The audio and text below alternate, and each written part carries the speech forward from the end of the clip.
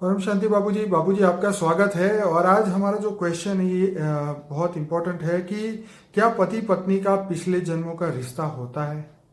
आप बताइए। देखो, केवल पति पत्नी का रिश्ता की बात नहीं करता, सारे संबंधों का भी रिश्ता होता है ना। पति पत्नी का तो खास होता है ना। हम आज पति पत्नी के रिश्तों पर बात करते हैं। ठीक है। तो पति पत्नी का रिश्ता तो कहते हैं जन्मों जन्म का रिश्ता होता है। ठीक है। तो पति पत्नी का जन्मों जन्म का रिश्ता होता है, मगर गड़बड़ हो रही है तो कहीं ना कहीं उसमें जब पहले पहले परम पुरुष बने थे जी। जब ब्रह्मा ने सप्तर्षियां बनाई थी, 7 परम पुरुष बनाए थे, उसमें से पहले परम पुरुष का सर्जन हुआ था। कई अनेक परम पुरुष बने थे। ठीक है। उसमें से भी गिरते गए तो फिर देवता ही बने, देवता से भी मनुष्य बने। ठीक है। तो पुरुष के साथ ओरिजिनल उसकी मूल प्रकृति होती है हमेशा। जैसे शिव की प्रकृति शक्ति है, मूल प्रकृति, तो हर कोई पुरुष की मूल शक्ति होती है। मगर कई पुरुषों के जब सूक्ष्म वतन में होते हैं तो कई कारणों के कोई काम कराने के लिए कई पुरुष अनेक शक्तियां का प्रयोग करके करती, तो एक पुरुष की अनेक शक्तियां धरती पर आ जाती हैं काम कराने के लिए। फिर अनेक काल, अरबों खरबों सालों के साल वो शक्तियां कहाँ कनेक्ट होगी। तो जब अभी अंतिम समय है, धरती का वो कलयुग शुरू हुआ है, तो वो आत्माएं कहीं ना कहीं ढूंढते ढूंढते कई शक्तियां उसके पुरुष के साथ कनेक्शन हो जाती है। इसलिए एक राजाओं को अनेक रानियां बनती थी, उसका ये भी जॉब है। एक राजा की अनेक रानियां क्यों हुई? वही पुरुष ने अनेक शक्तियां निकाली है। जब शुरू हुआ, ब्रह्मांड शुरू हुआ, तब से निकाली उसने। कई पुरुषों ने अनेक शक्तियां निकाल के काम करने के लिए निकाली थी। इसलिए एक पुरुष को अनेक पत्नियां होती है। मगर क्या वो जिनन मरण के चक्र में आते आते आते आते आते आते कई अलग कनेक्शन हो गए, कई कनेक्शन हो गए, बहुत कनेक्शन हो गए। इसलिए पहले स्त्रियों की संख्या बहुत होती थी। इसलिए पहले हिंदू धर्म में तो लड़की पैदा होते ही वो दूध पीती कर देते थे उसको, और आजकल गर्भ में भी मार देते हैं लड़कियों को, क्योंकि लड़कियों की संख्या पहले बहुत थी। इसका कारण यह है कि पुरुष ने अनेक शक्तियां पैदा की, तो वो अनेक शक्तियां जो स्त्रियां बन गई वो अंत में तो धरती पर आएगी ना। पहले सूक्ष्म में थी, अभी स्थूल में आएगी ना। ये तो वो सूक्ष्म वतन में थी, तो वो धरती पर आएगी, तो उसको ढूंढते ढूंढते जिसमें से सर्जन हुआ है उसको ढूंढेंगे ना। अब एक पुरुष ने अनेक शक्तियां निकाली है ऊपर सूक्ष्म वतन में, पहले बहुत अरबों खरबों साल पहले, तो ढूंढते ढूंढते वो मनुष्य धरती पर आ गया। तो वो मनुष्य के साथ तो अनेक शक्तियां धरती पर आई, तो उसको ढूंढेंगे ना, कनेक्शन में आएंगे ना। तो अनेक जन्मों साकार मनुष्य लोक में, मनुष्य सृष्टि पे आए तो संबंध बिगड़े। कोई आज एक जन्म ये जुड़ी, दूसरे जन्म वो जुड़ी, कई कनेक्शन में आए। संकल्पों में भी एक दूसरे से आपस में संकल्प टकराते हैं, तो संकल्पों में भी प्यार हो जाता है। एक कारण क्योंकि मूल प्रकृति और अलग प्रकृतियां निकालने से ये सब गड़बड़ हुई है। इसलिए पुरुष प्रकृति में आज संबंध बिगड़ते जा रहे हैं। संबंधों का, पुरुष प्रकृति का मतलब पति पत्नी का संबंध आज खराब होने का कारण ये है क्योंकि उसकी मूल प्रकृति उसके साथ नहीं है। उसकी दूसरी तीसरी अलग अलग प्रकृति जो उसने पैदा की खरबों साल पहले, उसका भोग आज भोग रहा है, दुख इसको मिल रहा है। मेरी बात ये समझ में नहीं आएगी? नहीं समझ में, बहुत गहरी बातें हैं, ये बहुत गहरी बातें हैं सब। ये बात आने वाले समय में कुछ मतलब जब स्पिरिचुअल प्रोस्पेक्टिव से अगर सोचे तो ये बात धीरे धीरे समझ में आती है। क्योंकि आप देखिए इस्लाम धर्म के अंदर भी ज्यादा शादियों का 4 शादी कम से कम, मगर काजीबाजी तो कितनी करते हैं। नहीं वो बात अलग है, लेकिन हमारे हिंदुइज्म में भी जैसे दशरथ राजा को भी 4 रानियां थी, 3 रानियां थी, 3 थी। तो ऐसी तरह मतलब राजा जनक को 10,000 रानियां थी।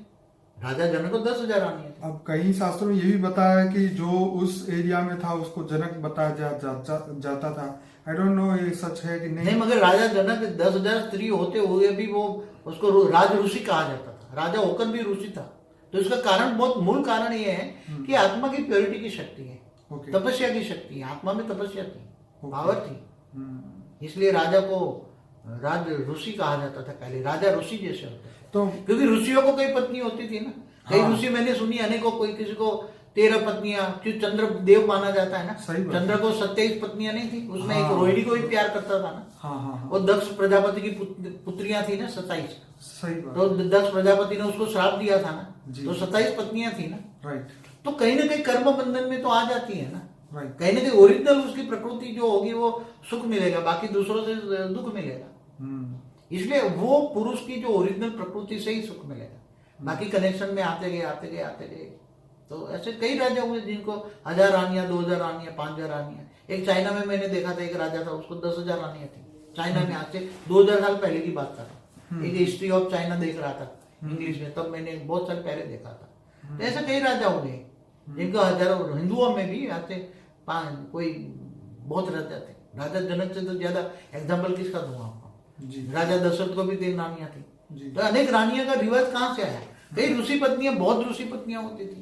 तो ये तो बापूजी खुद के जैसे एक ऋषि, क्या मैं भूल जाता हूँ, बहुत ऋषियों का पढ़ा हुआ है ना, बहुत लिटरेचर। जी जी। तो जैसे द्वितीय और अदिति 2 पत्नियां थी, उसके साथ और भी कई पत्नियां, उसको 13 पत्नियां थी।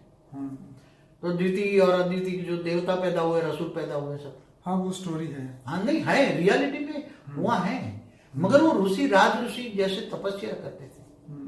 वो ऐसे मतलब नहीं उस आज- समय आत्मा की जो स्टेज जो थी वो हाई क्वालिटी उस माना जाता था। हाँ, आत्मा की स्टेज थी ना, आत्मा मतलब में वो- पावर थी, आत्मा में पावर। मतलब आत्मा जो थी वो तमोगुण में नहीं थी उस समय पे, सतोगुणी आत्मा हाँ। थी। तो उसके अंदर जो सत्य वाले गुण थे, तो इसलिए शायद उनको अच्छी ज्यादा रानी होते हुए भी उनको वो नहीं बताया। वहाँ वो देखभाल वाली बात नहीं होती, वहाँ इनके पास जैसे देखभाल कृष्ण वाली को भी इतनी सारी पटरानी क्यों? बताते कृष्ण हैं। को 16,108 रानियां थी, विष्णु पुराण पढ़ो ना। मगर कृष्ण ने तो 16,108 रूप निकाले थे, ये कोई नहीं जानता। हाँ ये नारद ने एक बार मैं पढ़ रहा था, क्योंकि कृष्ण मेरा बहुत अति प्रिय प्रसन्न का वो भगवान था, मैं कृष्ण को बहुत मानता था। कैरेक्टर बहुत ऊंचा था कृष्ण का।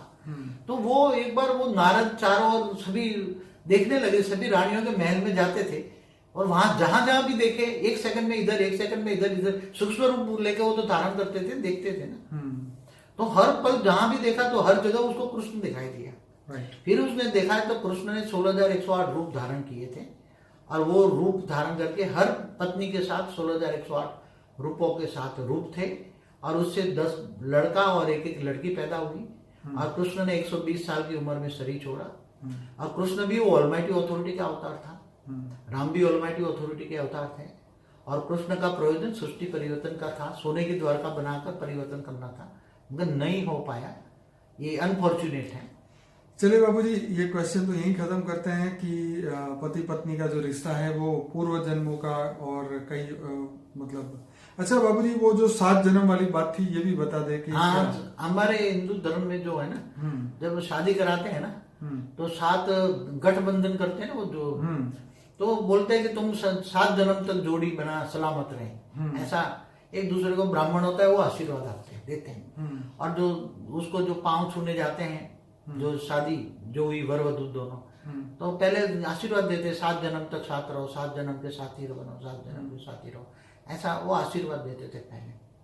मगर अभी तो वो 7 जन्म वाली बात रही नहीं, तो घोर कर्म बंधन आ गया है। कहीं ना कहीं अगले जन्मों में जो कर्म बंधन आए तो दूसरे जन्मों में कर्म बंधन आते ही हैं।